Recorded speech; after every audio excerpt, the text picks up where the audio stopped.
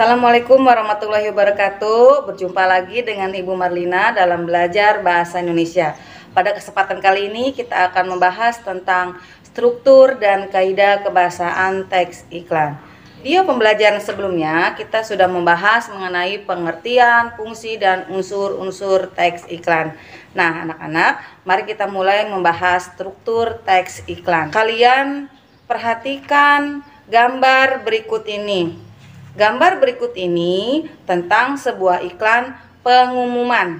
Ada tulisan pertama di bagian atas yaitu lowongan pekerjaan. Nah, kita akan mengenal tentang judul atau topik yang kita bahas tentang lowongan pekerjaan. Dan yang selanjutnya di bagian tengah kita melihat ada keterangan pekerjaan dan persyaratannya. Kemudian di bagian terakhir paling bawah tertera informasi deskripsi alamat secara jelas. Secara umum kita sudah mengetahui bahwa struktur dari teks iklan ini terdapat menjadi 3 bagian. Yang pertama disebut orientasi. Yang dimaksud dengan orientasi merupakan tujuan dan informasi yang akan dituangkan dalam iklan.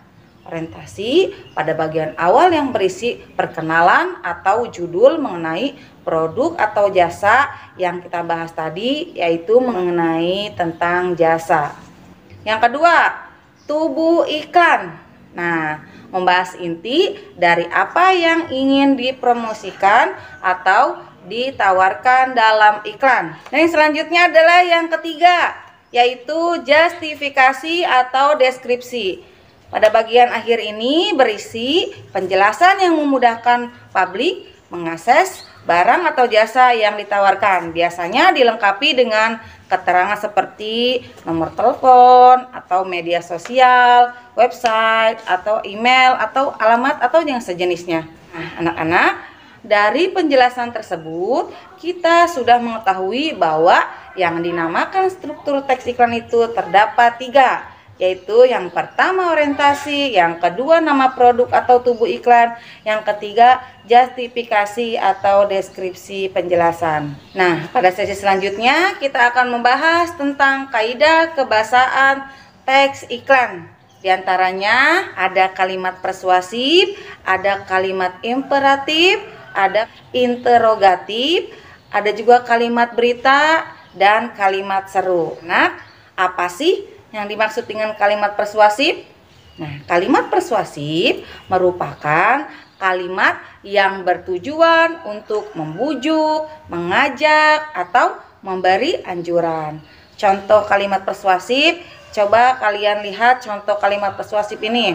Yang pertama, ayo wujudkan cita-cita negara dengan menjadi warga negara yang baik. Yang kedua, ayo terapkan pola hidup sehat selama pandemi COVID-19. Yang selanjutnya adalah kalimat imperatif. Apa sih kalimat imperatif? Nah, kalimat imperatif merupakan kalimat yang memuat perintah atau larangan. Nah, di sini kita akan melihat contoh kata kerja imperatif. Nah, kata kerja imperatif diantaranya ada kata ayo, janganlah, marilah, tentukan, ikutilah, wujudkan, hadirilah, tunjukilah, tunjukkan, rapikan, hendaklah, pergilah, tidurlah, tolong, silakan, sabarlah. Contoh kalimat yang memuat perintah.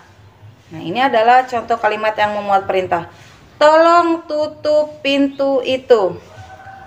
Kemudian kita lihat contoh kalimat yang memuat larangan.